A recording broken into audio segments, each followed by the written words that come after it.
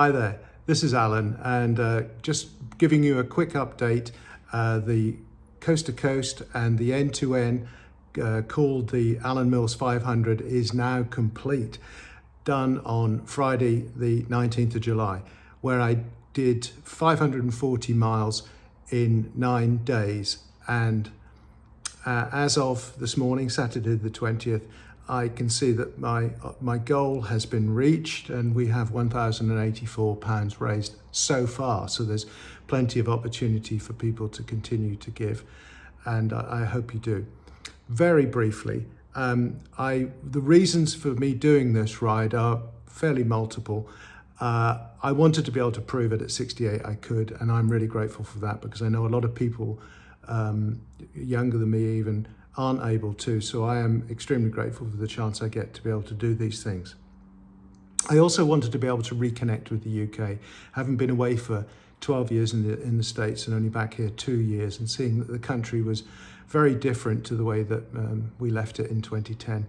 I wanted to be able to reconnect and learn a bit more about who everyone is in the country. So I mean, I only saw a snapshot just down the east coast of England, but I did see it all the way from Northumberland through Durham, Yorkshire, Lincolnshire and Norfolk, and of course before that in Cumbria. So that was a really good, worthwhile effort for the reconnection.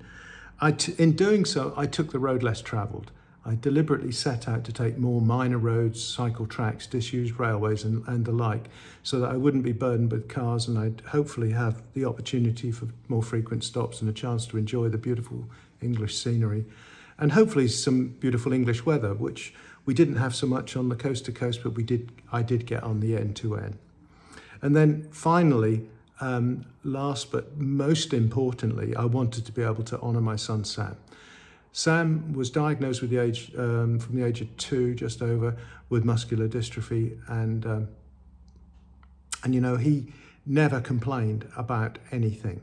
He never complained about the hand he'd been dealt, or any of the things which kind of routinely get all of us down in day-to-day life, and he never did any of those things. He took on remarkable challenges in his short life, and I wanted to remind myself of some of that.